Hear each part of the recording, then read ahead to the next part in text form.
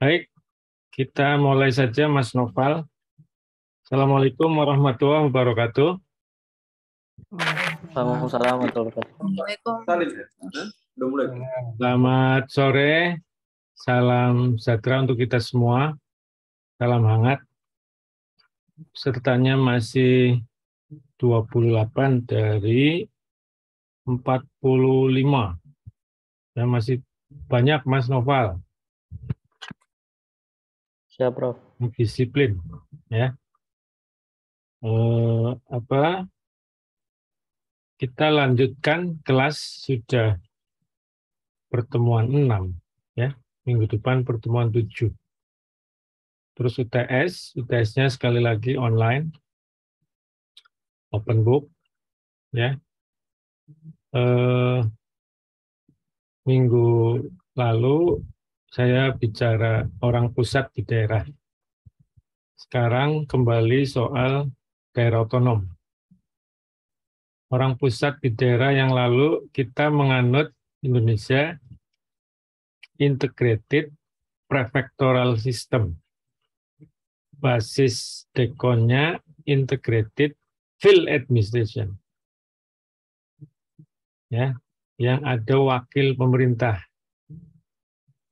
Jadi dalam hal ini di Indonesia sekarang wakilnya Presiden Jokowi, karena kepala pemerintahan kita namanya Presiden, dan sekarang yang jabat Pak Jokowi. Dan diatur oleh undang-undang yang dimaksud wakil pemerintah itu sampai gubernur saja. Jadi gubernur seluruh Indonesia adalah wakil pemerintah. Wakilnya Pak Jokowi di daerah. Tidak ada orang lain lagi sekarang. Sampai gubernur aja. Dulu zaman Pak Harto sampai lurah. Reform berhenti sampai gubernur. Bangsa Indonesia memutus sampai gubernur. Sampai hari ini. Undang-Undang 22, 99, Undang-Undang 32, 2004. Clear. Undang-Undang 23 ada yang ambigu. Karena Bupati Wali Kota dikasih tugas yang tugasnya wakil pemerintah, yaitu tugas PUM. Yang saya kritik, karena beliau bukan wakil pemerintah, tapi penerima PUM. Ya, salah. Harusnya wakil pemerintah. Karena dengan dekon, disebut di pasal 1 ayat 9 dekon. Definisinya salah. Ya, kalau Anda sekolah sampai Amerika, membiarkan pasal 1 ayat 9 nggak diperbaiki, ya terjadi kesesatan di dalam pemerintahan di Indonesia. Karena dilanjutkan, camat terima PUM untuk ngawasi desa. Yang jerit-jerit dari kampus sendirian, karena banyak orang nggak ngerti mungkin ya. Ya asumsinya kepepet apa nggak paham, saya nggak ngerti. Kalau Anda pahami betul, Anda pasti berani ngomong ini salah. Ya. Lalu dana dekon juga kebablasan. Dana diberi nama dekon karena basisnya uang dulu bukan urusan. Ya, saya ngomong di berbagai tempat, termasuk di universitas swasta. Basisnya satker dekon.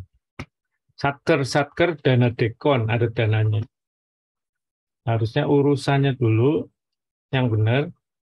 Kalau konsisten, maka orang pusat di daerah. Ya, gitu. Sektoral dana dekon. Sektor orang pusat di daerah.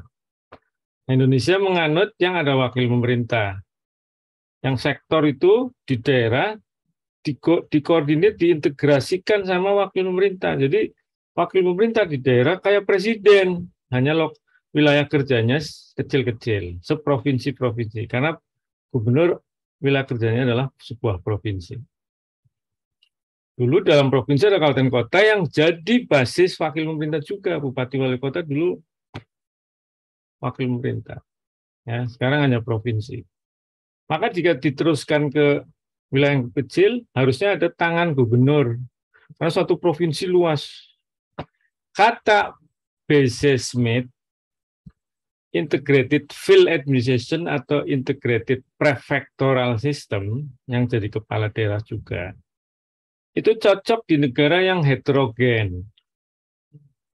Karena nanti dia jadi balancing agent yang ikat keperbedaan-perbedaan itu. Mengapa Belanda membawa ini? Juga karena lihat Indonesia heterogen. Di samping memang dijajah Prancis, ya Belanda itu. Jadi Gubernur Jenderal Daendels itu tangannya Prancis malah dulu sempat. Terus setelah merdeka ya sendiri. Setelah lepas dari Prancis, menjajah Indonesia langsung. Ya, karena Indonesia di remote oleh Prancis juga. Ya, masa Daendels. Ya, gitu. Panjang dengan Indonesia. Dengan Belanda, Indonesia di bawah Belanda, ya 350 tahun. Yang pendek jajah Aceh, ya. Aceh menjelang merdeka baru bisa masuk karena pahlawan-pahlawan Aceh hebat betul, ya. Sultanan Aceh nggak bisa dimasukin oleh Belanda. Tidak ada perjanjian jangka pendek, jangka menengah, hanya dengan Aceh, ya. Yang lain kena pukul semua, jangka pendek, jangka panjang, apalagi yang langsung wilayahnya di bawah Belanda, ya. 350 tahun. Nah, ya lama betul itu dengan Belanda. Timor Leste karena menyingkir Portugis ke Timor Leste. Papua juga Belanda belakangan, ya. Lebih panjang tuh Papua. Ya, akhirnya sampai ke meja perundingan. Yang sampai hari ini masih ada yang mempersoalkan. Ya, oke. Nah, Indonesia menganut wakil pemerintah, Pak. Di samping desentralisasi jalan, daerah otonom. Kebetulan wakil pemerintah adalah kepala daerah sekalian gitu. Dulu zaman Belanda, kepala daerahnya orang Indonesia, wakil pemerintahnya orang Belanda. Begitu merdeka, bangsa Indonesia menganut seperti apa yang terjadi di Belanda sendiri, sana di negaranya sana. Ya. Di dalam tubuh seorang kepala daerah, dia wakil pemerintah, namanya Integrated Prefectural System. Jadi tetap mengordinir instansi vertikal yang ada di wilayahnya, juga memanage dinas-dinas untuk kepentingan otonomi. Ya, gitu, berjalan. Nah, setelah reform, ada kekeliruan-kekeliruan ya yang saya saksikan dalam peraturan perundangannya, mungkin berdampak ke implementasi. Ya, bisa terbuka nilai akuntabilitas rendah ya karena nggak tepat azas, ya nggak tepat azas. Itu minggu lalu. Sekarang kita akan ngomong daerah otonom. Judul kuliahnya saya share sama materinya sekalian ya, Mas Noval, di chatroom hari ini. Saya share materinya udah terbuka. Tinggal saya share screen. Sekarang sedang uploading. Jadi izin share screen. Sekarang materi tentang otonomi kembali, tapi yang jadi isu kontemporer juga, ya, yaitu pemekaran. Jadiin satu nih Mas. Pemekaran, pemerintahan kawasan kota, dan kerjasama antar daerah. Jadi 3 fenomena ya, fenomena yang melingkupi daerah otonom di Indonesia. Daerah otonom muncul karena pemekaran. Daerah otonom muncul karena desentralisasi. Ya, desentralisasi. Dalam desentralisasi, di samping penyerahan wewenang, terkandung pembentukan daerah otonom. Mengotonomikan masyarakat. Pembentukan daerah otonom kita kenal namanya pemekaran.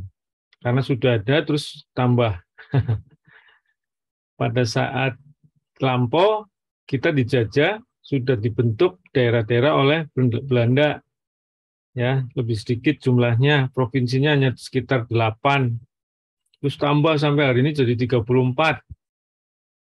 Menurut pakar cocok 45 Indonesia itu, ya. Maka masih ada orang kepengen mekar, ya, tapi moratorium sama Pak Jokowi. Nah, pemekaran di negara-negara maju itu biasa terjadi di kota, Pak. Kota kan kawasan yang tumbuh lepas, mekar, jadi daerah sendiri. Ya, sebelum mekar itu bisa diadakan kerjasama antar daerah. Bisa karena bersinggungan dengan daerah lain. Ya, kalau nggak bersinggungan ya mekar. Di dalam sebuah daerah tumbuh paling kencang seperti Cibinong di Kabupaten Bogor. Seperti di Kabupaten Kerawang ada namanya Meikarta. Di Tangerang sekarang jadi Tangsel. Oh, tumbuh mekar sendiri. Nah, itu kota. Ya, kalau di dalam itu bisa. Tapi kalau antar wilayah bisa kerjasama dulu sebetulnya. Kerjasama antar daerah. Ya, gitu. Nah, kita bahas tiga-tiganya ini, Mas, Mbak. Dalam 47 slide mungkin cukup waktunya mudah-mudahan. Ya. Oke, jadi kalau awalannya saya katakan soal pemekaran, Mas, itu basisnya kan desentralisasi. Sering terkait dengan fenomena perkembangan kota. Walaupun di Indonesia ada bukan kota tapi jadi daerah otonom baru. Nah, itu gara-gara desain. Desain perlu ada penambahan kabupaten, penambahan provinsi. Bisa juga animo masyarakat. Ada riset menemukan setelah reform di Indonesia gara-gara kalah pilkada. Kalah pilkada, elitnya pengen bikin daerah baru, mecah, Mas, kabupaten bukan kota. Jadi nggak selalu terkait kota ya, kalau di Indonesia. Tapi di negara maju terkait kota, Mas. Seperti zaman Belanda sama zaman Pak Harto. Banyak mekar kota zaman Pak Harto, zaman Belanda juga. Juga ada alternatif sebetulnya selain pemekaran, kerjasama. Alih-alih kerjasama, pemekaran disukai bangsa Indonesia. Ya. Oke, lanjut. Dalam kajian pemerintahan daerah, perkembangan kawasan kota itu jadi fokus, Mas. Karena ini tumbuh, ya, menyedot resources, bahkan harus dikelola gara-gara tuntutan pelayanan publik tinggi. Jadi dalam ilmu administrasi, khususnya yang mengkaji pemerintahan daerah, kawasan kota menarik menjadi salah satu studi, ya, gitu. Bisa jadi tumbuh gara-gara ada pendekatan pertumbuhan, ya, secara nasional kota. Makanya jadi fokus kajian dalam pemerintahan daerah di administrasi publik, Mas, Mbak. Ya, memang juga diakui oleh salah satu ahli administrasi publik namanya Hebhey. Ya, Hebhey. Sebentar, ini udah direkam kan? Oh, udah. Baik, takutnya belum. Nah, jadi aspek ruang dalam negara bangsa itu menjadi penting dalam administrasi publik. Ternyata ada ruang-ruang yang mengalami pertumbuhan cepat, yaitu kawasan-kawasan kota, yang akhirnya disebut kota. Ya. Nah, jadi perhatian ya, di dalam ilmu administrasi diakui oleh pakar James J. Hebhey, Pak. James J-nya saya nggak tahu yang J tengah, yang awal James J. Hebhey. Ya, itu nggak bisa desentralisasi itu nggak memperhatikan karakter wilayah. Mesti dibedain antara kota sama bukan kota. Makanya di level kedua kita muncul istilah kabupaten sama kota, Mas. Bahkan di Undang-Undang Dasar harusnya pemerintahannya beda, Mas. Begitu dicek sami mawon. Sami mawon, wali kota sama bupati mimpin organisasinya nggak ada bisa bedain, hanya wilayahnya aja tumbuh yang kota. Kadang-kadang kota nggak tumbuh juga di Indonesia. Belum tumbuh disebut kota, gara-gara dari sononya katanya. Ya, kalau di negara-negara maju memang itu istilah yang berbeda. City, ya, township, ya, municipality, ya kan, itu regen. Kalau di Belanda Regenskap, ya, ya itulah city, township gitu, ya. Ada municipality gitu. Oke, lanjut.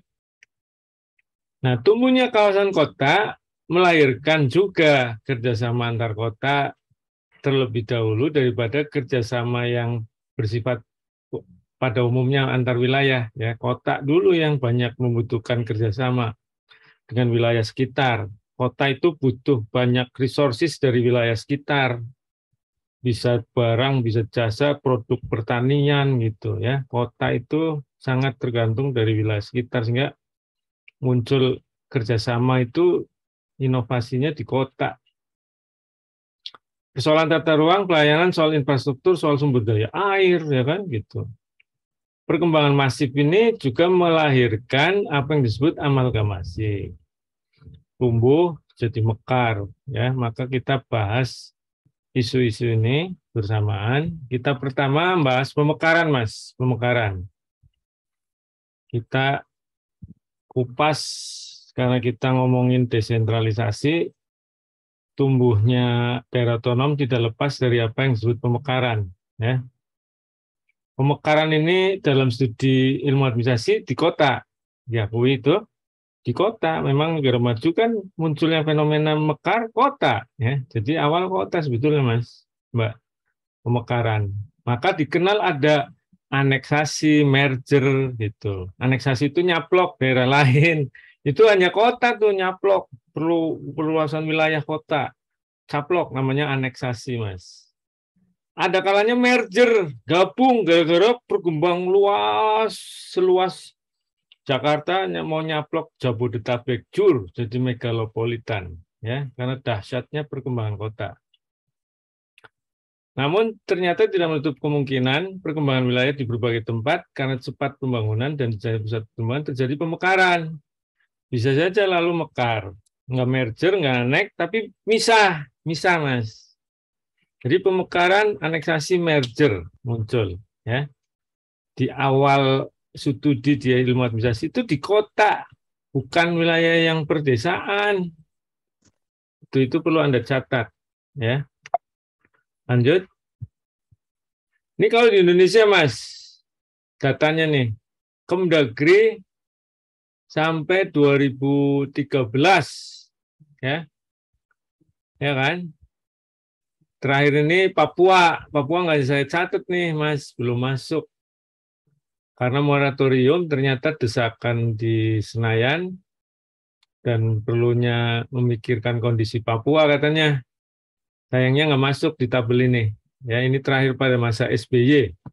Moratorium tapi buat apa? Jebol juga 14 kabupaten kota. 14 kabupaten, ya. Satu provinsi. Satu provinsi tuh.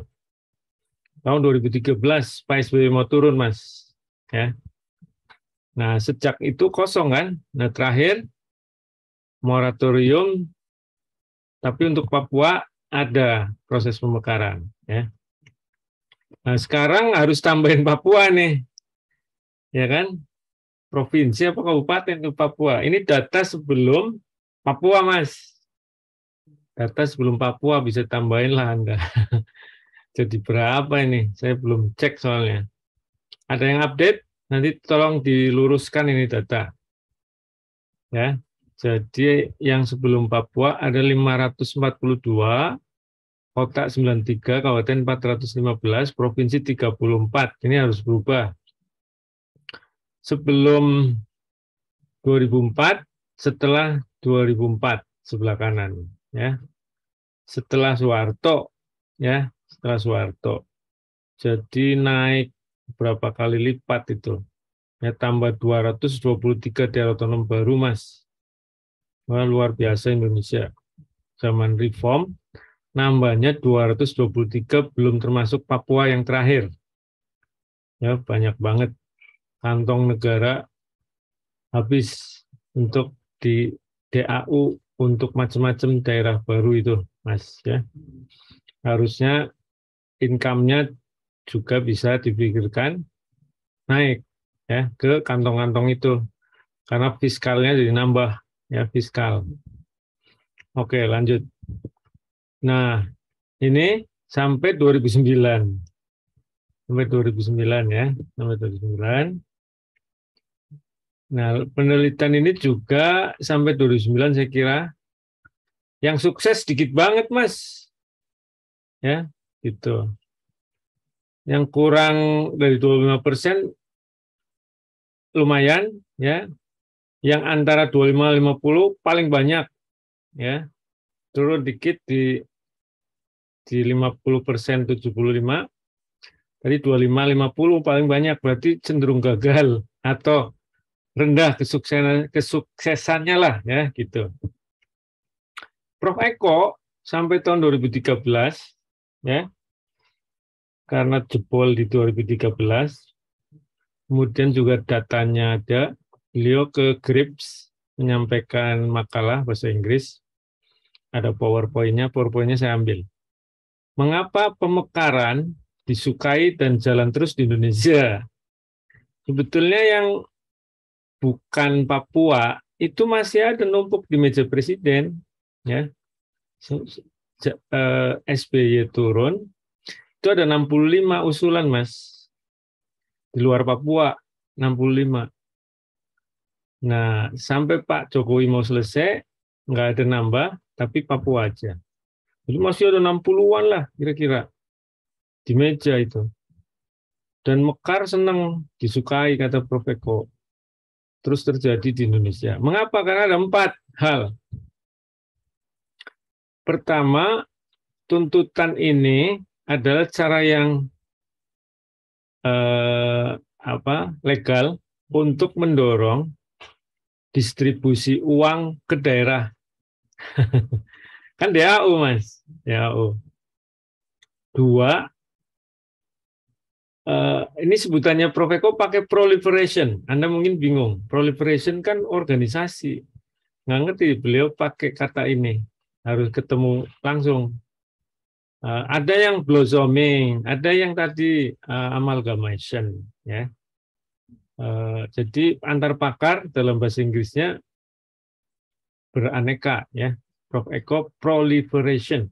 Nah, ini buat politisi dan birokrat jadi kesempatan yang baik untuk karir mereka, ya kan? Kalau Mekar kan Kabupaten Bogor mau misah Bogor Barat, nanti Bogor Barat nanti ada bupati, ada kepala dinas baru, camat baru pasti Mas nambah.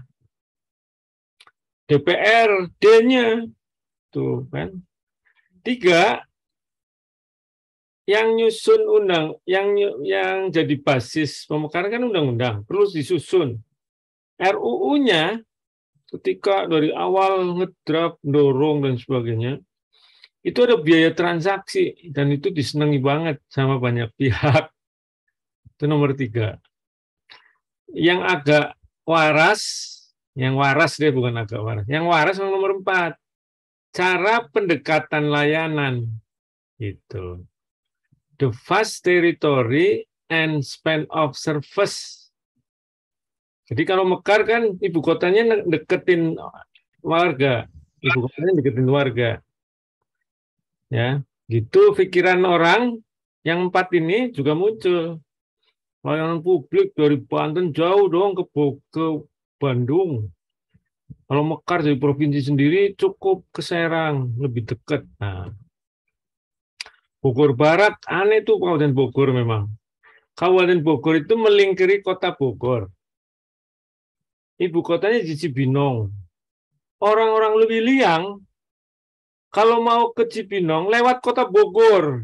Unik banget. Kalau enggak lewat Depok. Ya, jauh banget, Mas. Ya, aku mau ke Cibinong. Dia mau misah. Sampai hari ini belum misah.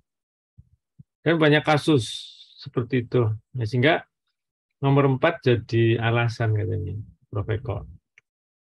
Ini di negara-negara dirujuk sama atau diriset sama Gabe Ferazi. Gabe Ferazi itu profesor di Kanada, pernah ke kampus FISIP, saya ngundang beliau, masih doktor, belum profesor. Saya masih master, bantu Prof. Benyamin. Ada pelajaran tentang kota, saya membawa bule, anak-anak politik, karena kuliahnya di jurusan politik. Wah, pada nyingkir ke belakang. Mengapa sih? Pada maju. Begitu ngajar pakai bahasa Indonesia, Ferazi. Wah, pada maju semua. Oh, rupanya takut bahasa Inggrisnya ini. Ya, takut bahasa Inggrisnya, Mas. Anak-anak politik. Saya ngajar di politik saya. Sekarang sudah enggak. Nah, ini ada Polandia sampai Pakistan, alasan-alasan secara nasional ya yang dia riset. Reason kenapa memekarkan daerahnya ya. Itu banyak. Ya, misalnya yang di Pakistan itu dua kotak, dua lajur, alasan politik bring government closer to the people representation. Ya mekar ya. Dan lain-lain yang di atasnya, Mas. Nah, di Indonesia pemekaran itu diatur oleh Undang-Undang 22, 32, sama 23. Ada PP-nya, kecuali Undang-Undang 23 belum keluar PP-nya. Nah, ini waktu Undang-Undang 32, Mas.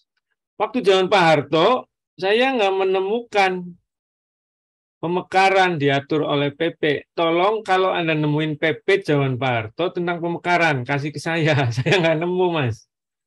Karena beliau ada di undang-undangnya, itu kalau mekar kota, ya, kecamatan dimekarkan jadi kotip. Kan dulu ada kota administratif, Mas. Ya, kotip waktu itu ada, terus dibubarkan. Tapi kotip masih menyampaikan khotbah Jumat. Ya, kotip itu namanya, bukan kotip, Mas. Ya, kotip tuh. Terus jadi kota madya, baru dari daerah otonom. Kalau nggak daerah otonom, kota administratif aja. Jadi kota tuh yang mekar. Maka saya nggak ketemu. Lalu kalaupun mekar ke bukan kota, Mas, itu pendekatannya keamanan. Pak Harto. Yang ditanya polisi sama kalau nggak Panglima TNI, Pangap, Panglima ABRI kan. Mau nambah anak buah nggak? Nah, begitu nambah, maka nambah tuh daerah otonom. Itu. Nah, approach-nya security, Mas. Kalau nggak kota, tuh kota tumbuh dari bawah kota. Maka saya nggak ketemu PP nih, serius. Kalau Anda nemuin, kasih ke saya. Saya bandingin dengan PP pada masa Undang-Undang 22, 32, sama belum keluar nih Undang-Undang 23. Ini waktu 32 diatur di pasalnya, ada syarat administratif, syarat fisik, syarat teknis. Ya, gitu. Ya, dibacalah di undang-undang itu ada. Kalau syarat teknis, itu yang utama. Kami pernah membantu pemerintah karena Sambas, Kabupaten Sambas pengen mekar. Undangnya UI. Lalu datang ke sana. Kita cek dari syarat teknis, gagal. Nggak layak mekar, kita sampaikan. Waktu setelah ribut antar sosial tuh, Mas, kita ke sana, mereka ingin mekar jadi 3 kabupaten. Setelah Singkawang sama Bengkayang udah jadi sendiri. Jadi sebelumnya mekar. Ada Singkawang sama ada kabupaten namanya Bengkayang. Tadinya 2 itu masuk Sambas. Sambas yang induk jadi kecil setelah keluar Singkawang sama Bengkayang. Yang induk kecil itu mau mekar lagi jadi 3. Karena rajanya katanya masih ada keturunan raja pengen Sambas dari provinsi Sambas Raya, Mas. Misah dari provinsi Kalimantan Barat. Sampai hari ini kan belum ya, masih Sambas. Kami cek di tahun berapa tuh? 2010 apa 2012 ya. Nggak layak, Mas. Dari teknis ini. Kami punya softwarenya. Set itu zaman itu.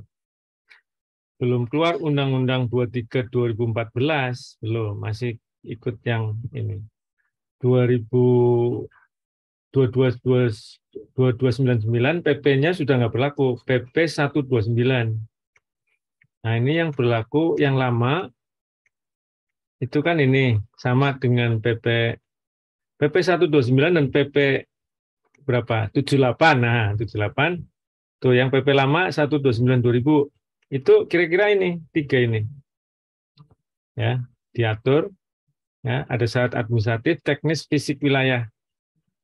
Nah, PP-nya nyebut judulnya Tata Cara Pembentukan, Penghapusan, dan Penggabungan Daerah. PP 129 judulnya sama.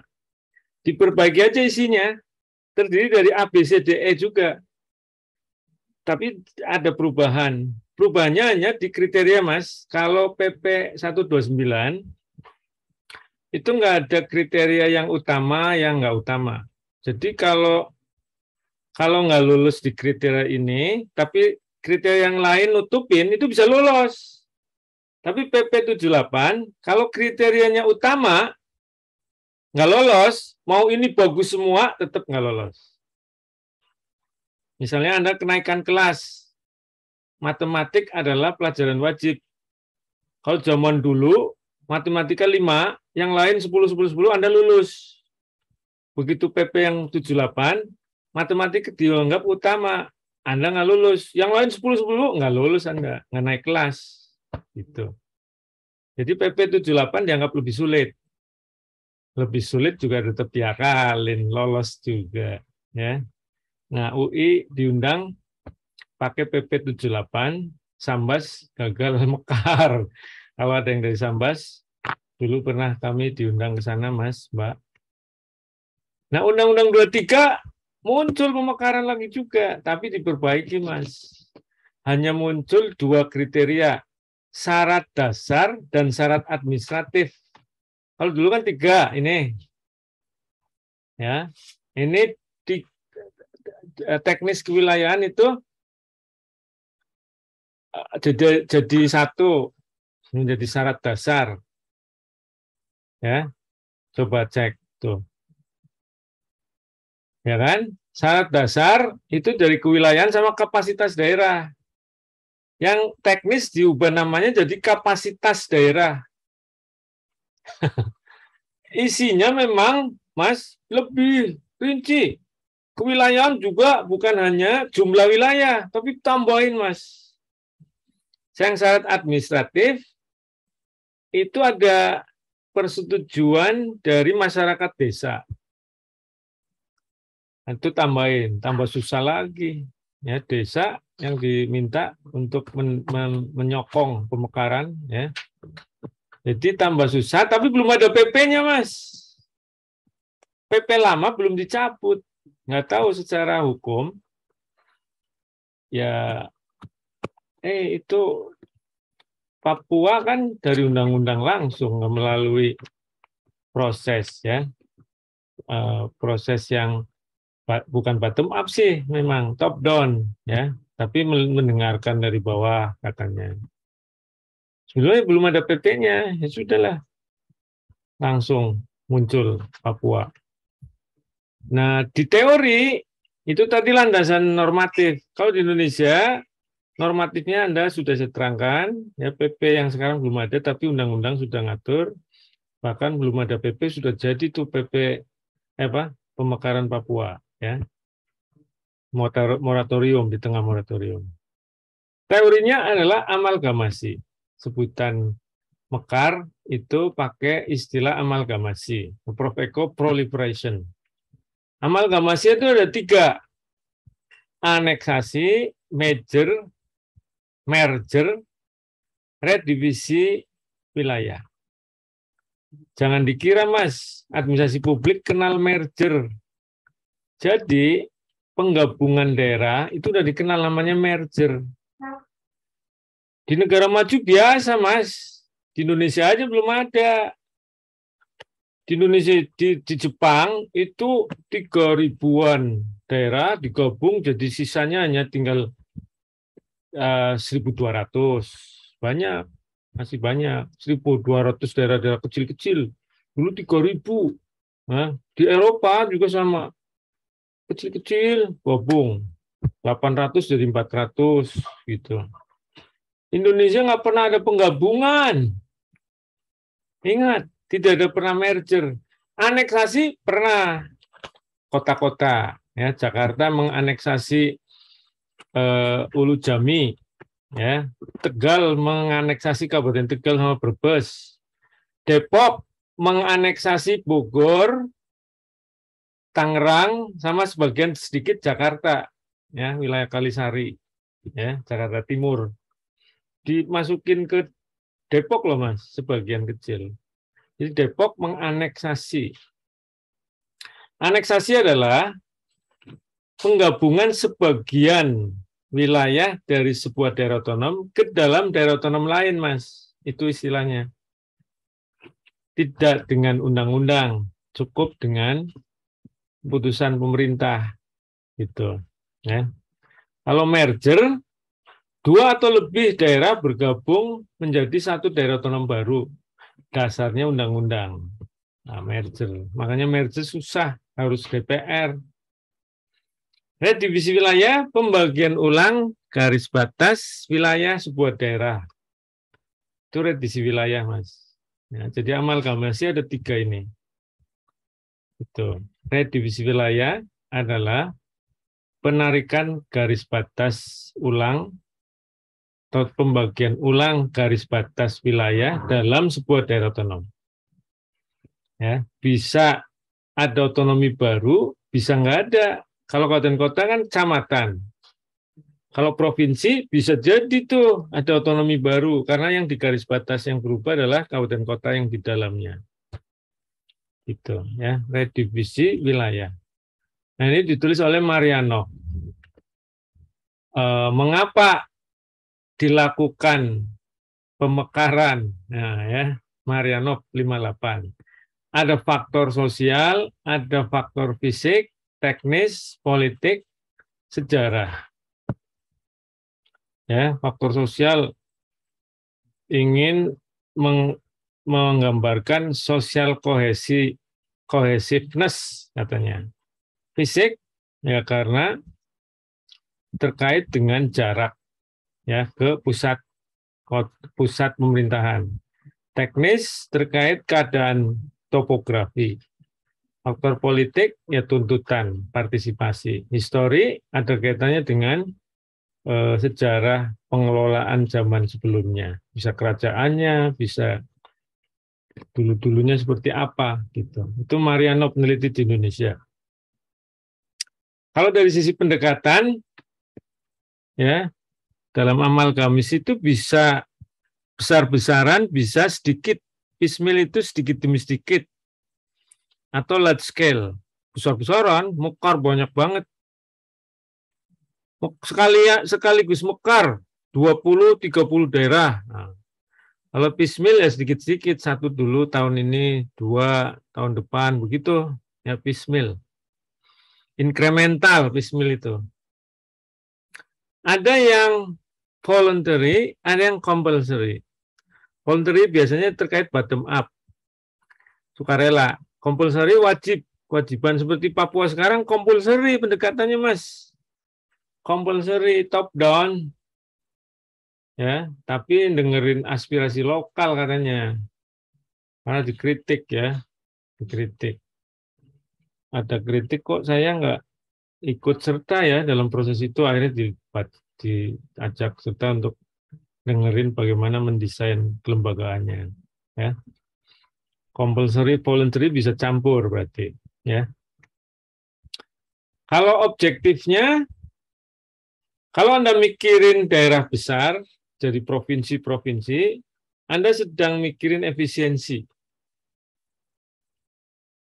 Ya, kalau yang ingin dipecah itu jadi daerah-daerah kecil, itu demokrasi. Sebaiknya perhatikan wilayah yang optimum, namanya catchment area. Catchment area.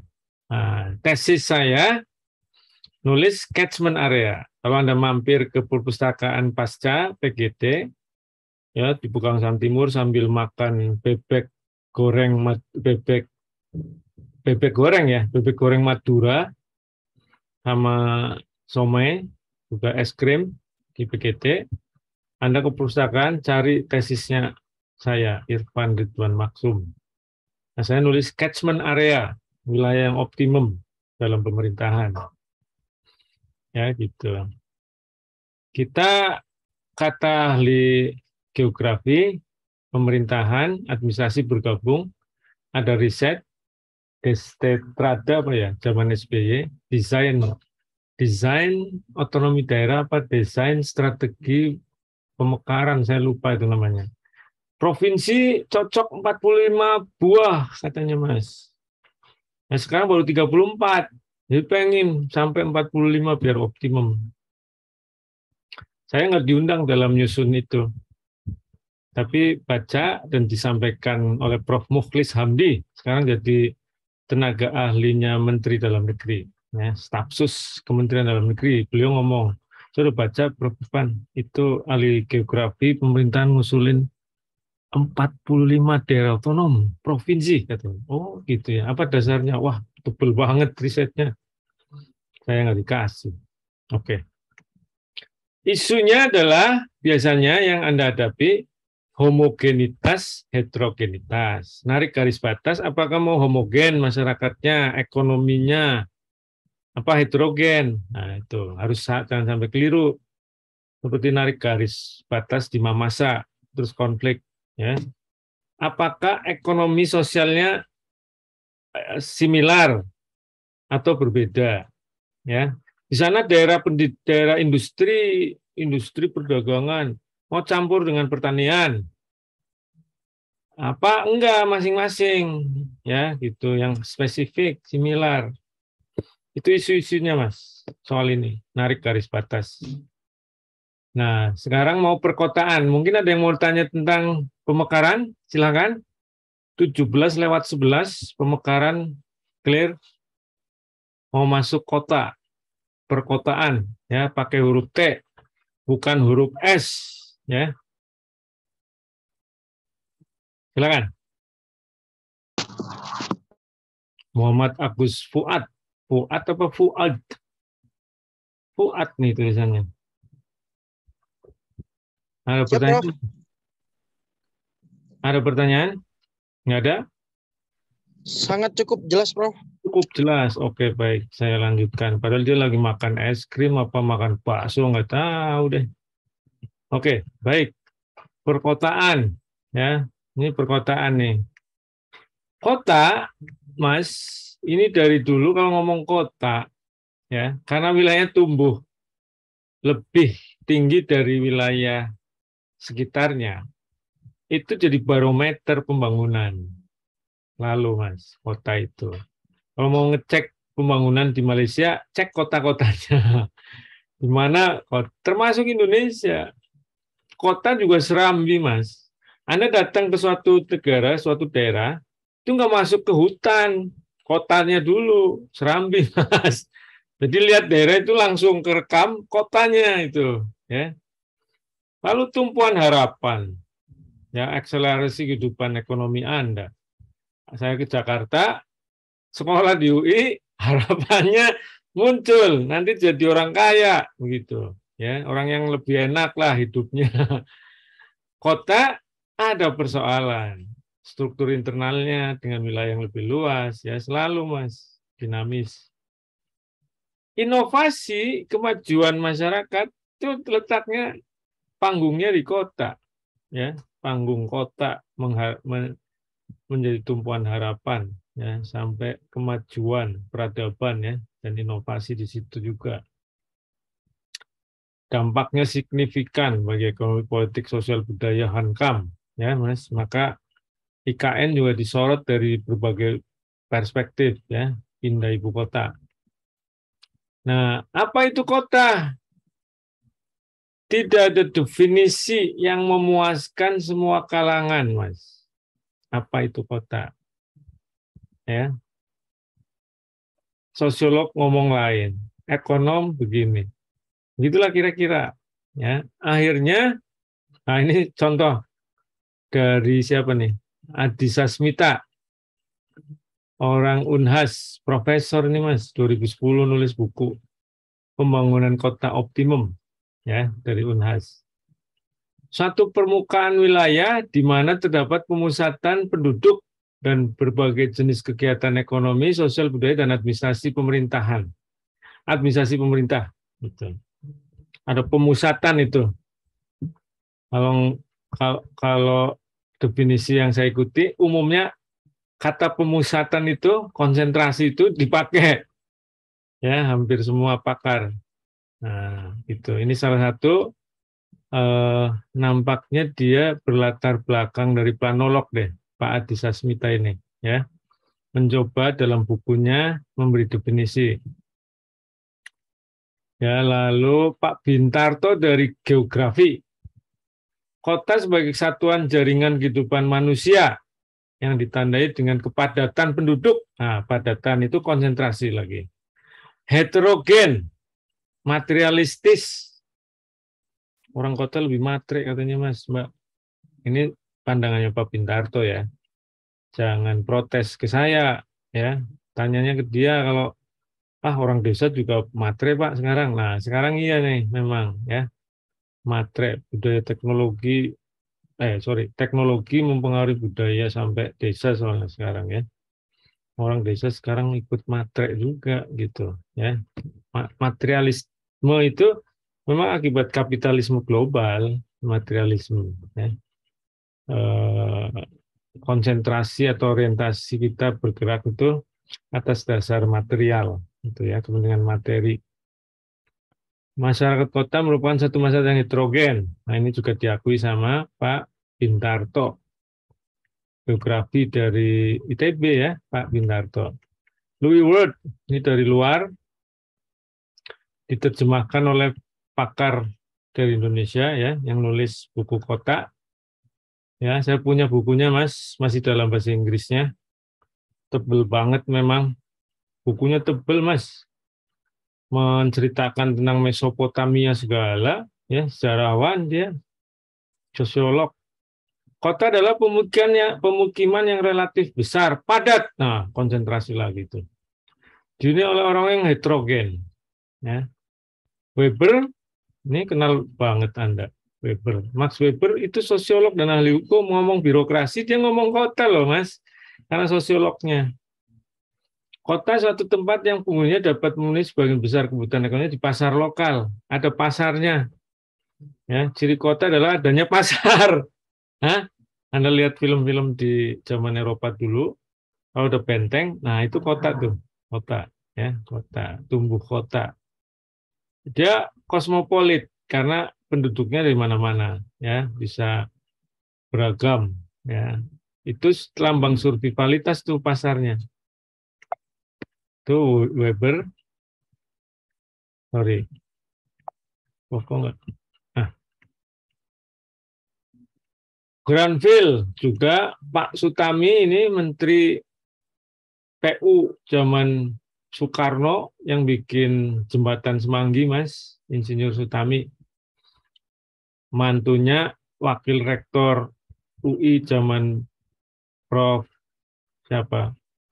Ya pernah mantunya beliau, Profesor. Mantunya Profesor, bapaknya Menteri, Insinyur Sutami. Atau mertuanya itu Menteri. Namanya Sutami ini. Dia ahli sipil ya, arsitek ya, berarti karena bikin jembatan atau Semanggi itu. Dia mendefinisikan kota tempat koldip, koleksi, distribusi, dan produksi barang dan jasa. Granville lebih panjang. Pemukiman dengan kepadatan sama dengan sebelumnya. Melville Cebran, planolog nih, planolog. Gundukan massal, penduduk, ya, tidak agraris. Kota itu nggak agraris, Mas. Sekarang begitu dijagain pertanian modern lah kalau yang bukan kota, ya gitu.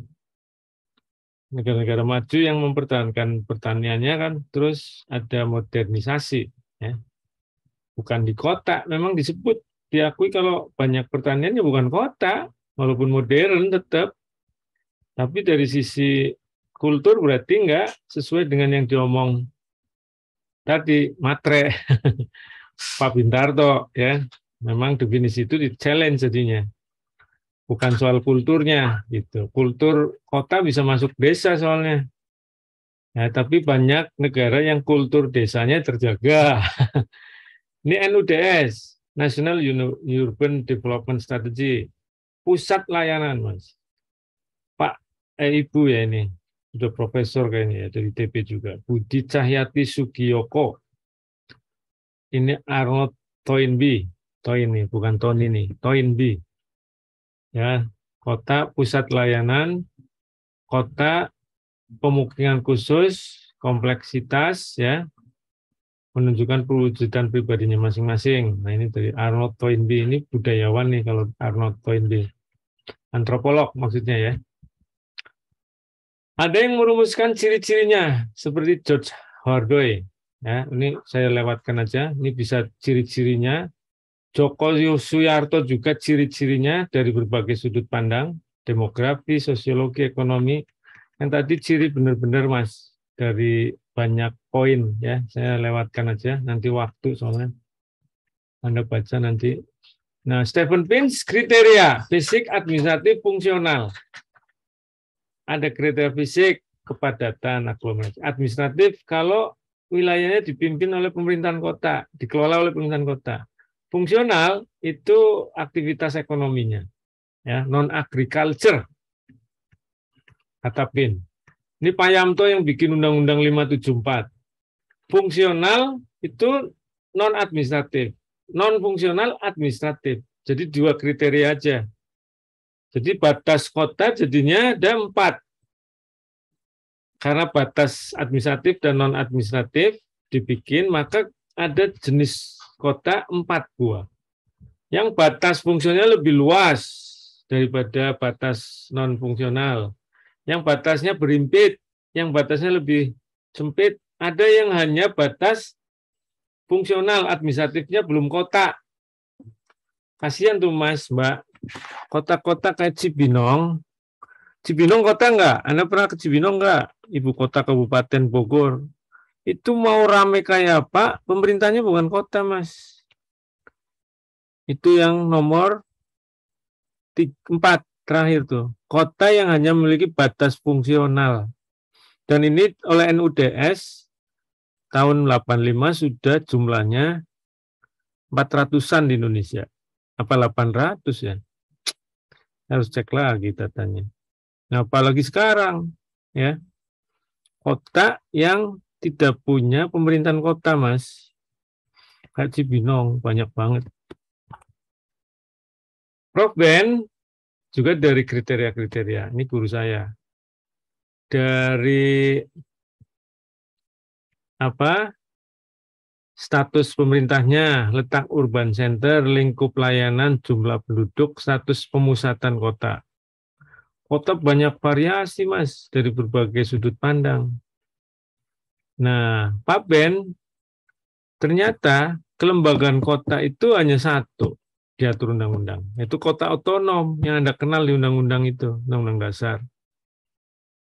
Jadi dia bilang local voice dan local choice-nya enggak terakomodasi. Kota itu bervariasi, jumlah penduduknya ada yang kecil, sedang, besar, sangat besar ke Jakarta.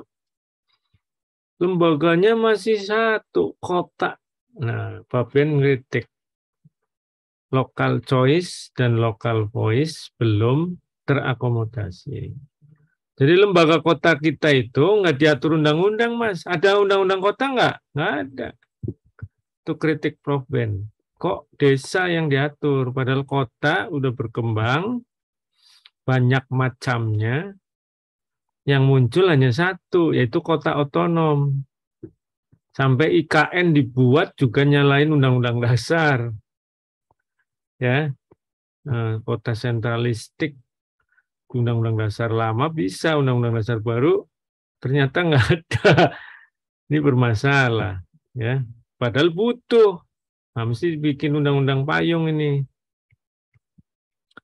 Institusi penting, kenapa? Karena ada globalisasi, competitiveness, kualitas hidup, tantangan, kapasitas governance. Ya, ini harus dipikirin kita, Mas, kota itu. Selamat sore Prof. Izin. Leave. Pindah device. Oh, oke. Ya, globalisasi Mas sekarang. Negara tertantang macam-macam dengan globalisasi, yang tertekan kota, urban, yang nyambung langsung dengan hubungan internasional itu di kota-kota kan, gitu. Nah, nanti Jakarta itu nggak jadi ibu kota, apa yang harus disiapin lembaganya? Penting banget nih nentuin. Saya saran sih jangan yang seperti sudah-sudah bikin birokrasi Jakarta. Tapi undang-undang pemerintahan daerahnya ini, undang-undang kotanya nggak ada. Nah, itu yang jadi trap. Oke, nah ini ada bentuk metropolitan menurut Alan Norton. Bisa join multipurpose, statutory multipurpose, statutory joint inter-authority, directed, elected, metropolitan authority. Ini kalau Jakarta nyaplok Jabodetabek jur, ini ikut yang 4. Directly elected, metropolitan ini ganti megalopolitan. 2 atau lebih kota melebur jadi 1, Mas. Ya, ini 4 kalau mau. Yang dilakukan sudah ini BKSP pakai joint multipurpose body, kerja bareng ya antar wilayah Jabodetabek, tapi cuma perencanaan, advisory, konsultasi. Nah, ini kalau lebih maju ada yang implementasi. BKSP nggak ada implementasi, masing-masing daerah otonom. Maka bukan yang nomor 2, yang nomor 1 tuh BKSP. BKSP mati enggak, hidup enggak. BKSP itu Badan Koordinasi BKSP Sistem Perkotaan ya di Jabodetabek Jur. Ini nomor 1, Mas. Ya, yang sampah itu nomor 3, Mas, dengan Bekasi. Statutory Joint Inter-Authority Body for Special or Ad Hoc. Ini sampah nih, kita hanya 2 daerah otonom. Kalau mau semuanya, ya soal sampah se-Jabodetabek. Ini ternyata hanya dengan Bekasi. Nah, macam-macam Mas, Metropolitan Governance.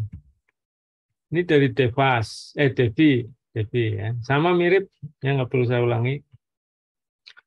Yang harus direform dari tingkat nasional. Nah, tentang kota itu dari tingkat nasional. Kita belum punya undang-undang kota. Nah, sampai bawah tentang kerjasama antar kota juga apa dasarnya pemerintahan daerah yang umum, ya nggak jelas atau kurang kuat gitulah, ya gitu. Nah, sekarang masuk disinggung-singgung sudah kerjasama tadi di dalam soal kota. Soal kota ada yang mau nanya? Silakan. Sudah 17.27. Silakan. Jangan malu-malu, Mas Iqbal tinggal di kota Tangerang Selatan tuh, ya. Baru jadi kota otonom. Kota apa kabupaten, Mas Tangsel? Kota kan? Anda cek aja KTP-nya, kota apa kabupaten. Ya, Anda cek deh semua satu-satu. Kota apa kabupaten tinggalnya. Nah, kalau tinggal di kota, itu KTP Anda tulisannya kota. Ada pertanyaan? Ya, silakan Mas. Keras sedikit, Mas. Kurang keras suaranya. Ya. Oke. Pak. Siap. Terkait aneksasi tadi, yang penggabungan wilayah kecil berdasarkan pemerintahan, itu apakah syaratnya sama yang berdasarkan Undang-Undang tahun nomor 32 tahun 2014? Apakah memang hanya pertimbangan yang dibuat oleh pemerintah daerah aja penggabungannya itu? Oh, iya. Di penggabungan itu sama dengan pembentukan daerah otonom, itu dirinci tuh, hampir sebanding syarat-syaratnya itu ketika penggabungan. Tapi penggabungan kan gara-gara yang diatur ada kemungkinan atas penilaian lemahnya otonomi. Ya.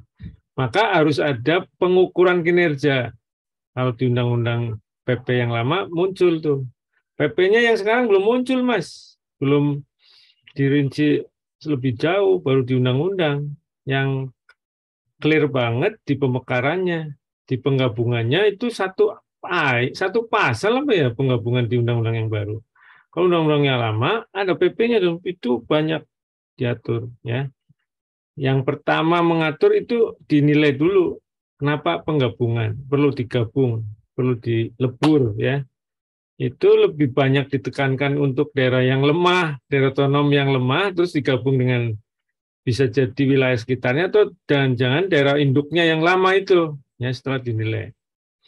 Ya, tapi ujung-ujungnya karena prosesnya ke undang-undang atau perpu, maka sampai hari ini belum ada penggabungan. Nah, kalau aneksasi itu inisiatif daerah yang ingin menganeksasi, itu aturan yang saya riset untuk S1 saya tuh. Apakah muncul di PP penggabungan sama pemekaran? Kayaknya sih rasanya nggak muncul. Itu usul terus kemudian diketemukan ada studinya antara daerah yang mau diambil sama daerah yang usul. Nanti dievaluasi sama pemerintah. Kalau kabupaten kota yang evaluasi provinsi dulu, kalau provinsi yang evaluasi Kementerian Dalam Negeri. Ya, jadi nanti dipertemukan lolosnya daerah dari daerah yang mau dicaplok, diizinkan enggak. Nah itu biasanya lama Mas, belum tentu dapat lolos dari daerah yang diminta gitu ya. Dan aneksasi itu dibatasi kalau zaman yang saya riset waktu S1, saya pikir takut ada perkembangan undang-undang baru ya, peraturan perundangan baru. Pada saat saya riset itu diatur maksimal hanya 3 kali. Jakarta udah habis 3 kali sudah minta daerah sekitarnya Jakarta. Ya, sampai terakhir itu Ulu Jami. Ya, Jakarta itu pernah nyaplok. Nah, tempat saya sekali nyaplok. Depok sekali waktu jadi otonom. Ya, jadi aneksasi itu demikian. Dari inisiatif daerah yang mengajukan permintaan wilayah baru. Ya, betul. Oke Mas Iqbal. Sangat jelas Pak Prof. Jadi Ya. atas dasar inisiatif dari kepala daerahnya ya Prof.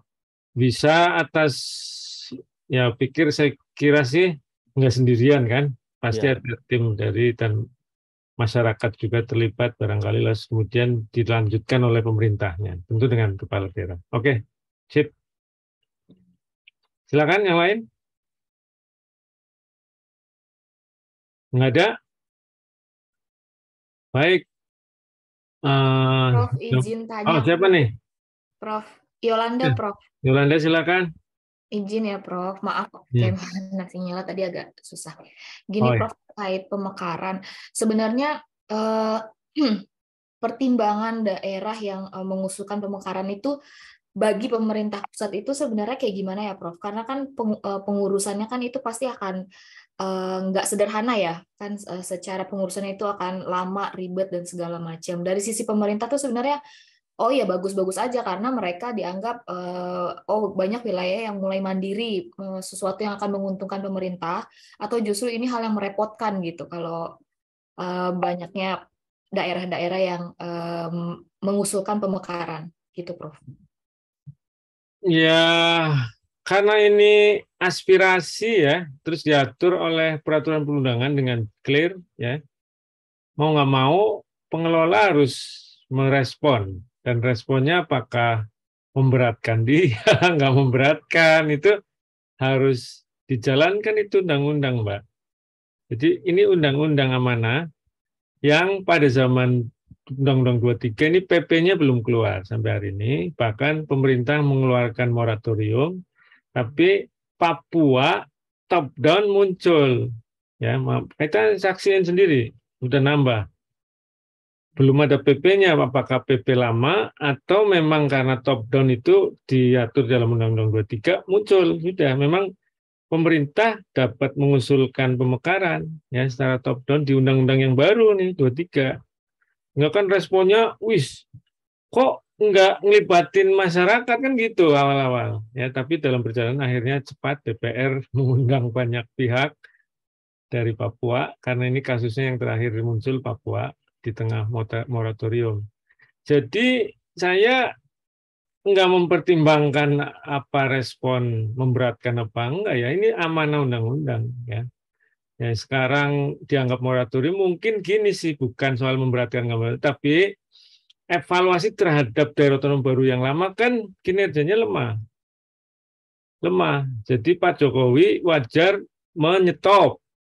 Bahkan SBY walaupun jebol 14 satu provinsi, jebol di tahun 2013 ketika mau turun ya. Itu kan dijagain beliau, nggak mekar dalam tahun 2010 apa berapa sampai 2013. Jagain jebol di 13 gitu. Nah, Pak Jokowi jagain banget tapi top down Papua gitu. Karena ada desain yang memungkinkan di undang-undang baru dan melihat kepentingan nasional untuk Papua, mandangnya perlu ada daerah baru ya gitu ya, jalan gitu. Memakan biaya, memakan waktu. Ya kalau bicara yang ada usulan nih, nggak ada moratorium, belum mengundang konsultan ya untuk ngecek kelayakan, harus ada ya, bisa perguruan tinggi ya. Dan kebetulan UI pernah, fakultas kita ya pernah. Itu jadi ada dokumen yang dipersyaratkan ya dari hasil studi. Dan pasti itu yang tadi disebut oleh saya syarat administratif. Itu kan soal-soal usul basisnya apa, dari mana, itu diatur lebih rinci daripada yang lama. Undang-Undang 23 lebih ini lagi. Sampai desa itu dimintain kepala desa. Dulu kepala desa sebelumnya itu ini badan yang tertinggi itu musyawarah desa ya, musyawarah desa yang tertingginya itu. Jadi nggak gampang ya kan, kalau pakai politik uang harus dikasih uang semua itu orang desa.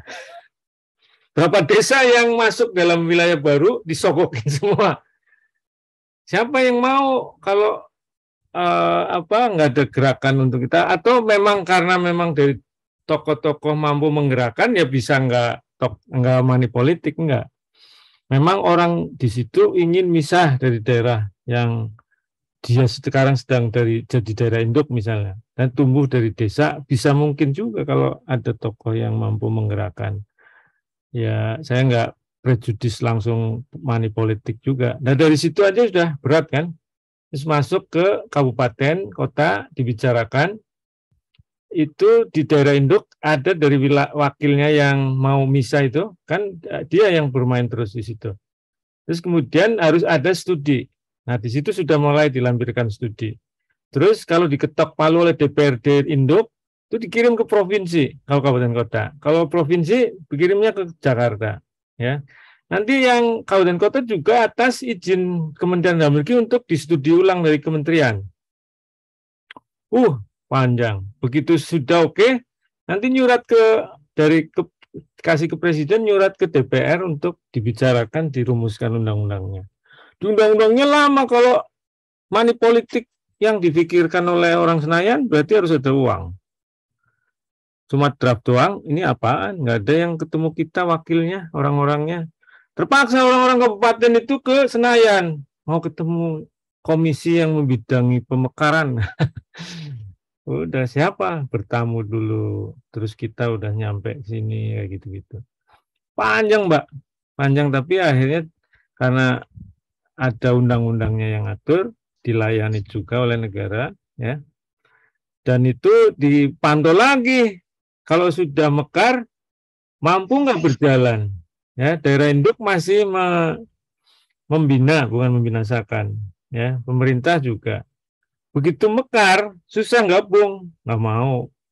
Ya, apalagi kalau dasarnya adalah ada kaitannya dengan etnisitas, ada kaitannya dengan sensitivitas elit tertentu yang terus jadi simbol di situ, itu terus, Mas. Walaupun otonominya jelek, tetap aja nggak bisa gabung, nggak mau. Gabung merupakan harga dirinya jatuh gitu ya. Jadi nggak mau tuh sampai seperti itu. Sampai hari ini yang jelas data penggabungan nggak ada.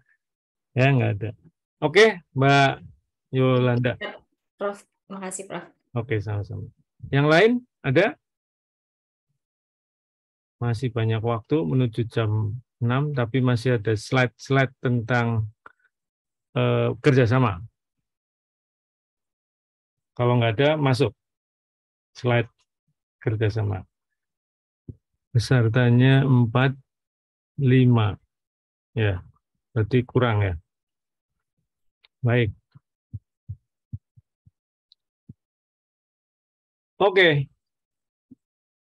Pemekaran itu kayak alternatif dari kerjasama, khususnya di kota. Kalau bukan kota ya bukan, ya. Bukan di ujuk-ujuk mekar, pengen mekar gara-gara etnisitas, gara-gara politik pilkada kalah, gara-gara ada sense of belonging tertentu masyarakatnya secara bersama begitu, yang bukan kota. Kalau kota kan tumbuh bisa jadi kerja bareng dulu sebelum pemekaran, ya. Nah, ini maka ada pembahasan di buku administrasi publik, riset administrasi publik, teks administrasi publik itu soal alternatif, tapi nggak selamanya alternatif.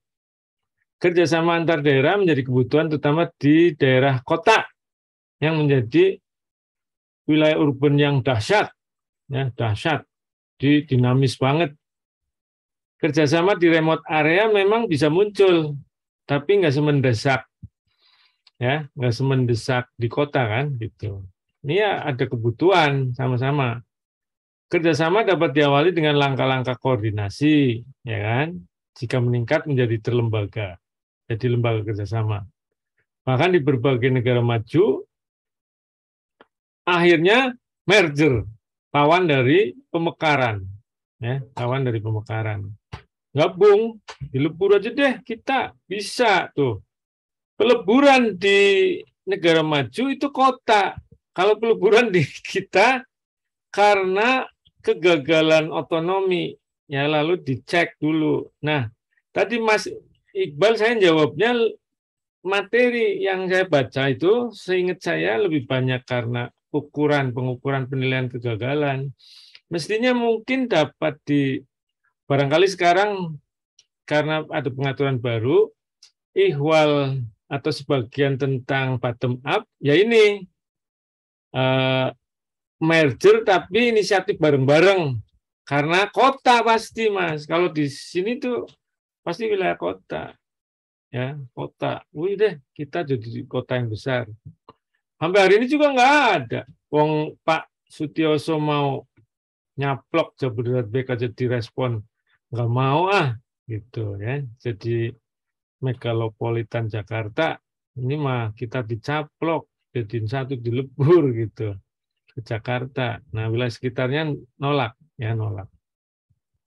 Merger ditolak deh, baik bottom up maupun disuruh gara-gara jelek otonominya, Mas. Wong disuruh aja nggak mau, ya. Apalagi suruh inisiatif sendiri. Negara berkembang umumnya masih menghadapi persoalan pembangunan wilayah kota memang, ya, gitu. Nah, ada strategi untuk pembangunan kota, membangun serasian kota desa, bisa. Membangun kota sekunder, kerjasama. Nah, ini yang utama soal kerjasama, ya. Bisa dengan people and community centered development, triple helix, dynamic governance, collaborative governance, banyak kalau ngomong kota, ya. Kita ya collaborative governance sebenarnya kerjasama, ya, sama pemerintahan itu sama dengan kerjasama yang di atas. Nah, ngomong kerjasama itu kan ngatasi kelemahan, dirasakan. Makanya paling elok bottom up kerjasama itu. Ya, otonom masing-masing, kita punya common interest. Ya. Local government show a natural inclination to resolve cooperation to overcome their weakness, Mas. Ya, Jakarta sama Bekasi soal sampah. Ya, daripada gabung mendingan kerjasama aja, shock solution. Apa alasannya? Incapable of executing some of their tasks independently. Jadi kalau sendiri-sendiri nggak sanggup mengatasi ini, mendingan kerja bareng. Itu incapable of executing some of their tasks independently. Due to the urban rapid change, melawan perubahan kota yang cepat. Ya. In the interest of efficiency and economy to overcome common problem. Common problem bersama kalau diatasi sendiri-sendiri nggak efisien, ya nggak efisien. Bukan sekedar incapable, nggak efisien juga. Akhirnya Anda kerja bareng. Banyaklah ya soal-soal ini di berbagai bidang, Mas. Makanya sering muncul yang spesial join body tadi yang Pak siapa? Ini. Nah ini Alan Norton yang nomor 3. Statutory joint inter-authority body for special or ad hoc. Nah ini yang nomor 3. Sering pakai itu, ya gitu loh. Lanjut, faktor yang bedain kerjasama antar daerah. Bekasi dengan Jakarta beda sama Surabaya dengan sekitarnya. Sama dengan berbeda dengan Sumatera Utara dengan sekitarnya Medan ya. Itu dari dorongannya. Task performance of local government makin lemah, makin kuat dorongan kerjasama ya gitu. Kalau performanya dicek, Anda lihat kalau makin lemah itu dorongan untuk kerjasama makin kuat gitu ya. Yang tadi independently makin lemah. Wah, gila nih, kita nggak sanggup sendirian. Makin terasa itu, maka dorongan kerjasama makin tinggi. Mestinya ya, idealnya gitu. Lalu, makin lokal. Urusan itu makin lokal, makin nggak perlu campur tangan orang, makin nggak akan kerjasama. Nah, itu sebaliknya berarti ya, yang nomor 2 itu. The number and nature of tasks. Semakin lokal, semakin independen. Lalu, resources semakin kurang, semakin tepat amalgamasi malah. Gabung, bukan sekedar kerjasama, Mas. Kalau soal resources, kata AF5 nih, ini Anda boleh tambahin. Yang ngomong siapa? AF5, kayak yang ngomong soal fuse jewel itu, di minggu dekon itu. Dia ahli kerjasama juga pemerintahan daerah, dia nulis di bagian chapternya ini. Ya, kalau soal resource, kalau kurang malah jadi gabung kayak Pak Sutioso. Sutioso itu apa yang kurang dari Jakarta ya? Mestinya yang dorong itu orang sekitarnya memang benar. Makanya ditolak sih. Jakarta kan jadi kayak dominan. Karena dilihatnya kok Jakarta enggak kurang kok malah. Nah ini kan berarti kayak nafsu untuk menguasai ya. Gitu. Mestinya resources yang kurang ternyata Mas. Makanya itu penilaian otonomi yang merger Mas Iqbal itu ya di Indonesia kebetulan sejalan dengan pikiran yang 3 ini dinilai dulu lemah otonominya ini pas merger nih ya bahkan sampai amalgamasi mungkin kerja bareng dulu bisa kerjasama ya ini kan kalau semakin ya tapi diantaranya kan bisa kerjasama berarti kan gitu nggak harus langsung amalgamasi. Ketidakuntungan atau mudaratnya kerjasama Mas, mudaratnya ada ternyata ya membahayakan otonomi masing-masing karena kan kerja bareng harus sharing apa yang mau dilakukan dalam kerjasama sehingga kita harus ngasih hak dan kewajibannya kan ke atas ke naungan kerjasama.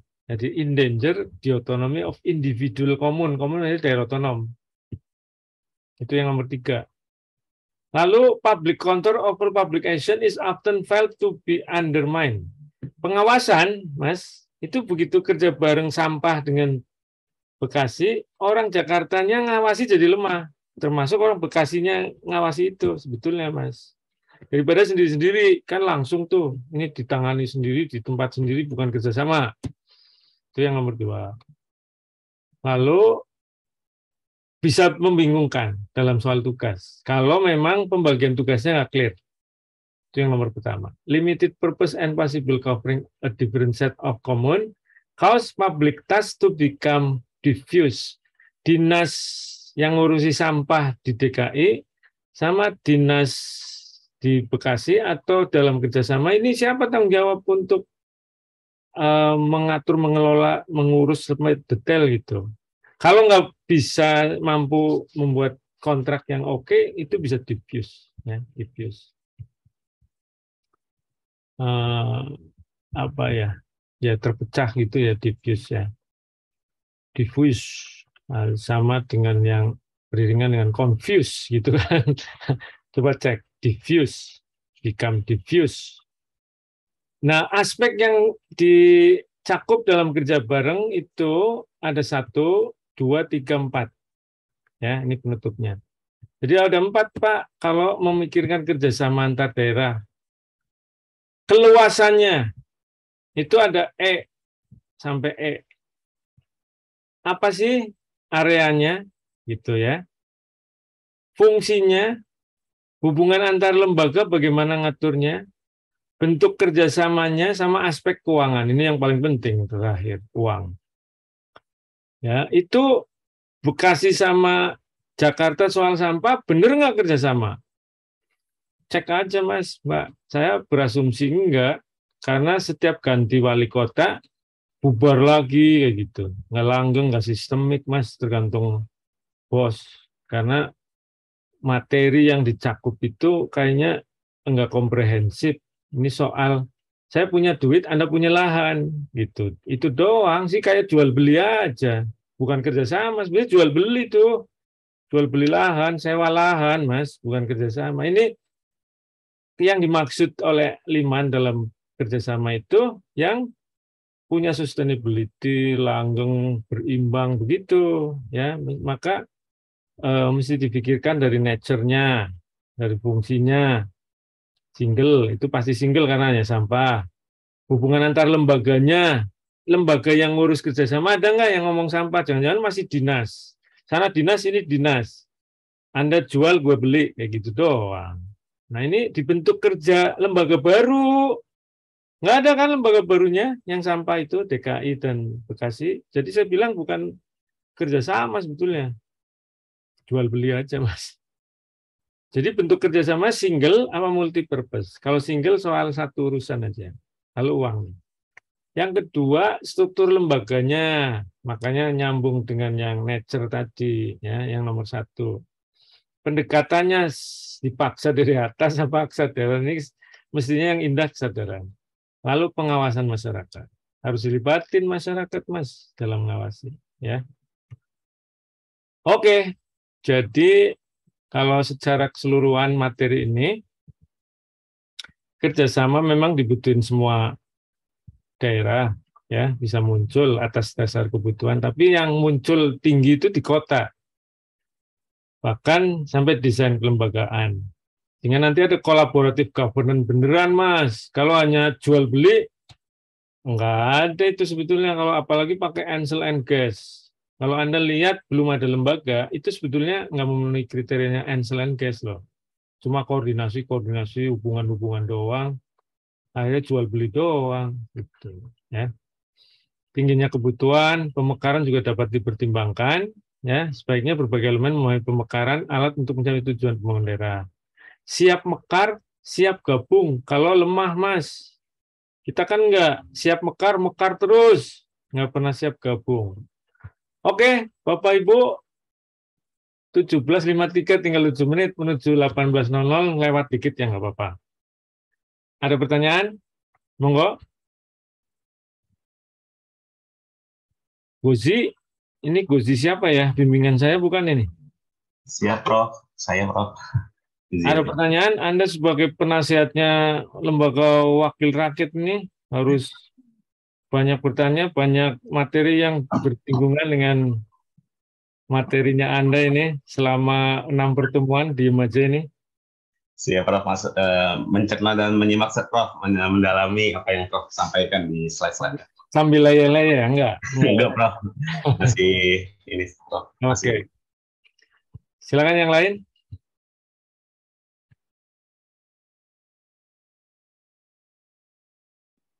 Enggak ada?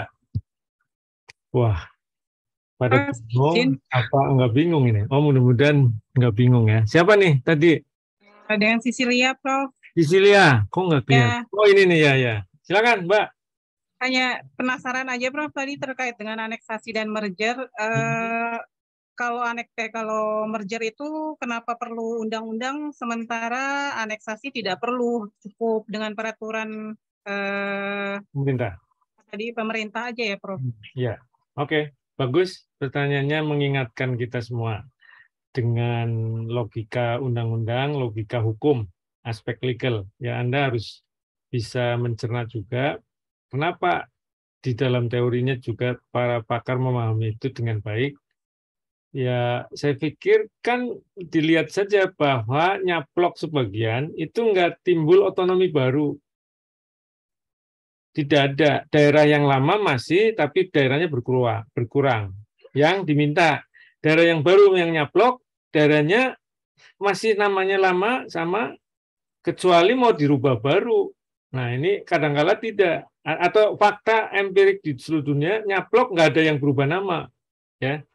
Sehingga karena nggak ada berubah nama otonomi, yang Tegal nyaplok jadi Tegal baru gitu, enggak. Tegal tetap. Nah, unik Depok. Karena pada saat Depok jadi lebih luas, itu semula kotipnya hilang, dia otonom. Maka pas undang-undang. Nyaplok, tapi undang-undang tuh khusus Depok. Kenapa? Karena semula nggak otonomi, dia misah dari Bogor, jadi otonom. Jadi dia undang-undang. Seandainya semula otonom, dia insya Allah hanya dengan keputusan pemerintah atau berdasarkan peraturan pemerintah ditetapkan dengan keputusan pemerintah saja. Itu kalau nyaplok. Kalau merger A dan B jadi namanya baru C. Nah, karena baru maka harus diputus dengan peraturan perundangan selevel undang-undang. Dia dirumuskan oleh DPR kembali karena memang menghilangkan otonomi yang lama. Otonomi yang lama dibuat dengan undang-undang. Maka otonomi yang baru sama derajatnya harus dengan undang-undang. Ya. Gitu, Sisilia? Baik, terima kasih, Prof. Sama-sama. Yang lain? Nggak ada? Cukup. Oke deh. Kayaknya mau makan malam karena sudah kecapean dari kantor, ya kan? Sudah pertemuan Mas. Jelas semua? Diem semua juga. Ada yang nggak jelas? Diem juga. Bingung saya. Mas Genut, Wahyu Widiono. Siap, Prof. Ada pertanyaan? Sejauh ini bukan pertanyaan sih, Prof. Mungkin apa? Silakan. Pendapat, Prof, ya. Monggo, Mas. Terkait kota gitu, Prof. Ada beberapa kota atau wilayah yang dulunya mungkin kabupaten dipaksakan menjadi kota dengan wilayah administrasi yang kecil, misalnya Mojokerto, Prof, yang hanya memiliki 2 kecamatan gitu. Kemudian Jember yang ingin mengajukan sebagai kota tidak diberikan wewenang untuk menjadi kota gitu, Prof. Apakah pemberian wilayah perkotaan itu ada unsur politisnya atau murni mempertimbangkan pusat-pusat ekonomi gitu, Prof? Terima kasih. Oke, saya bahas yang Jember, saya Mojokerto, saya nggak punya logika berpikir dan juga mungkin data itu, ya. Jadi kalau Jember diajukan pada masa yang sekarang, itu kan moratorium pemekaran. Kalau Jember semula kabupaten, terus Jember ibu kotanya mau jadi kota, itu mekar misah dari Kabupaten Jember, Mas. Nah, itu seluruh zaman Soeharto lebih banyak kota kayak gitu. Makanya namanya kembar. Kabupaten Tegal itu ya dulu ibu kotanya Tegal yang sekarang jadi kota Tegal. Zaman Belanda 12 tahun selisihnya dengan Jakarta lahir.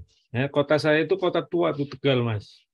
Dulu kabupaten tuh, Kabupaten Tegal gitu, masuk kerajaan Pajang, terus di zaman Belanda dia kabupaten, dipimpin seorang bupati dan ibu kotanya di kota Tegal yang sekarang jadi kota otonom.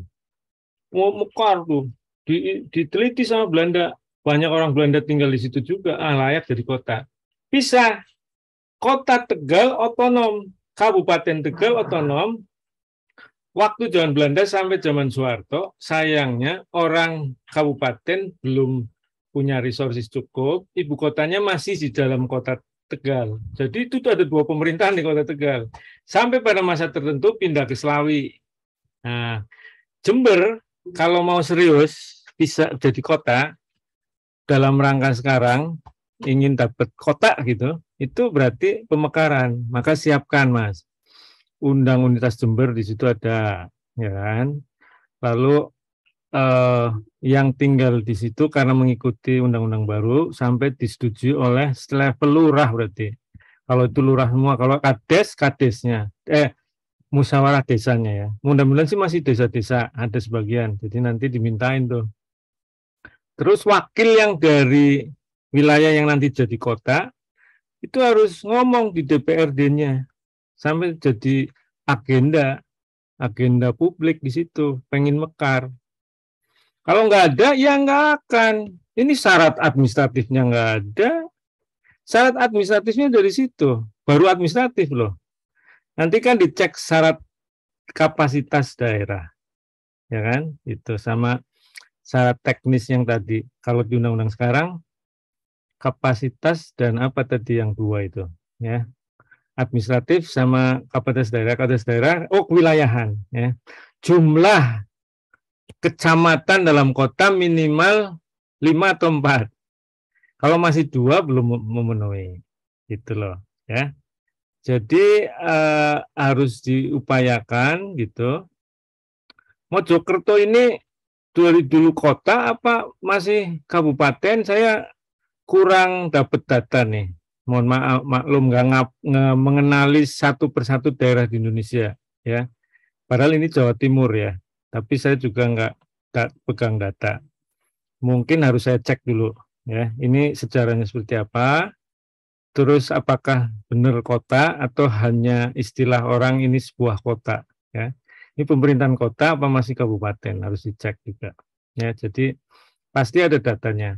Kalau saya berniat untuk khusus melihat, insya Allah nggak susah, ya. Tapi saya memang nggak ngikuti Mojokerto, nggak saya pantau secara khusus, jadi perlu tambahan data. Nah begitu, Mas. Jadi dari pemekaran kelihatannya kalau mau Jember jadi kota sendiri, ini Anda cek undang-undang tentang pemekaran. Nah, ini sedang moratorium, tapi kayaknya Pak Jokowi turun sih, mungkin sudah ada pembicaraan moratorium akan ditinjau ulang, ya. Kayaknya, karena kita butuh nambah dinamika pemekaran kayaknya. Mas Dika, apa Mbak ini?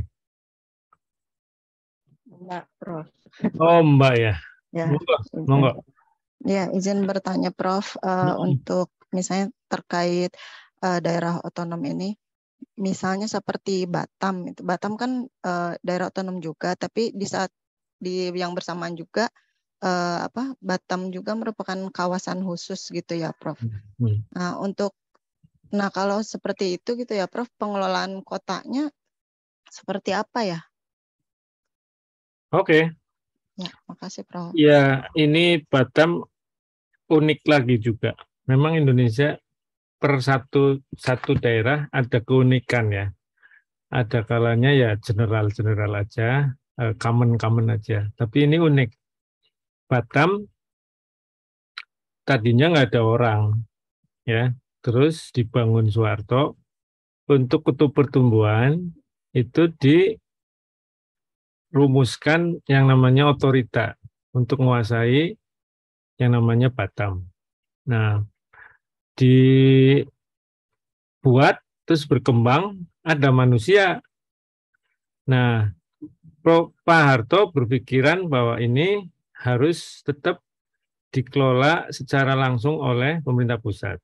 Ya, maka kota waktu itu yang sudah ada otorita dulu, itu kota yang administratif belaka. Zaman undang-undangnya juga ngatur itu cocok, undang-undang dasarnya memungkinkan. Jadi otorita Batam berdiri, ada Kota Madya Batam tanpa DPRD. Ya, jadi nyambung. Karena dikelola secara sentralistik, Pak Harto bisa mengendalikan secara terpusat, ada remote-nya, Pak Habibie pertama ketuanya. Ya. Suruh pulang, suruh ngelola itu dulu, Pak Habibie langsung. Ya, dari Jakarta, ada tangannya di sana, yang di tingkat lokalnya, bersama Pak Wali Kota Batam, yang sentralistik. Tangannya Pak Harto langsung, karena wakil pemerintah, dan hanya administratif. Gitu. Nah, itu jalan. Begitu Soeharto jatuh, undang-undang dasarnya berubah, ya, otoritannya kan masih eksis. Pada saat jatuh, undang-undang pemerintahan daerah, seluruh kota jadi otonom. Harus ada DPRD. Gitu. Masyarakat di Batam lama juga tumbuh, ada kepartean dan sebagainya. Ya, dan ditampung dalam pemerintahan daerah karena otonomi. Nah, undang-undang dasar kita celakanya enggak mengamini yang namanya otorita lagi, yang punya wilayah besar, terus tersentralistik begitu, dan ada general seperti pemerintahan, ya. Konflik pada saat belum didamaikan sama Pak Jokowi. Konflik terus dari sejak reform pertama itu isinya saling serobot, enklave nggak enklave begitu, serobot. Ini lebih kuat karena era sekarang otonomi, ya, menciut otoritas sampai performa ekonominya memang drop, turun dari langit tuh, jatuh, ya, Batam itu. Ada proses yang sedemikian rupa. Nah, Pak Jokowi lihat ini harus didamaikan dan otorita dipimpin oleh wali kota Batam sekaligus sekarang ini. Sekarang ini beliau justru ngerti. Tapi kenapa IKN jadi otorita? Bingung saya. Beliau lihat Batam ngerti. Sudah enggak eranya itu otorita gara-gara undang-undang dasar. Kecuali undang-undang dasar balik lagi yang lama. Ya, maka harus dipisah jadi dua tuh. Ada wilayahnya otorita, ada wilayahnya kota Batam. Sekarang undang-undang dasar enggak mengaminin yang kayak otorita-otorita itu. Kalau sektoral harus ada dengan KL tertentu. Ini kan bukan kan nyangkol. Pemerintahan sendiri. Tidak amini oleh undang-undang dasar, sudah enggak ada. Dijabat rangkap karena masih sebagai kelembagaan tertentu. Kalau mau sih ya dihilangkan atau diatur sedemikian rupa lagi. Ini kalau Pak Jokowi turun terus dipanasin lagi, misal lagi, luar biasa. Maka akhirnya bisa ujungnya adalah pemisahan wilayah Batam sendiri, otoritas sendiri gitu, ya. Udah jam berapa, Mas? 08 ya. Jadi itu Mbak Dika, ya, ini unik. Ini masih membara dalam sekam lah kira-kira. Karena masih hidup bersama ini. Ini saatnya lagi dipegang Pak Wali nih. Tapi nanti kalau dari Jakarta ngatur berbeda bisa tumbuh lagi, bisa rame lagi. Karena nggak hilang salah satunya. Dan nggak mungkin dihilangkan tuh. Terutama yang kota otonom. Undang-undang dasar jelas banget. Yang ini nggak ada. Jadi yang justru lagi deg-degan adalah kalau mau terus dipimpin wali kota aman, supaya nggak mati. Nah, kalau dibuat dikipasin membesar bisa konflik dan ke wilayah ini pembagian tata ruang untuk masing-masing. Tapi kayaknya bisa timbul membesar malah nanti hilang ya. Jadi nggak produktif untuk otoritanya. Ya paling seperti sekarang dipertahankan terus gitu kalau memang masih mau hidup ya otorita. Karena yang satu jelas dengan Undang-Undang Dasar kira setelah reform. Oke, baik. Saya sudahi.